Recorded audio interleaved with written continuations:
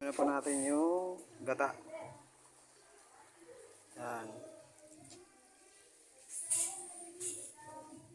Lutuin po natin ito ng mga 20 minutes para maluto yung gata niya. Hanggang lumapot. Yan po. Hindi na po natin siya tatakpan. Para hindi masyado mga idol. Ginataang tilapia.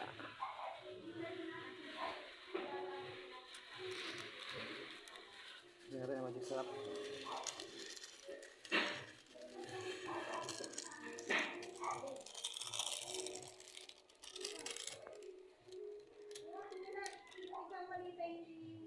Yan. Pakuhayaan na natin siya kumulo.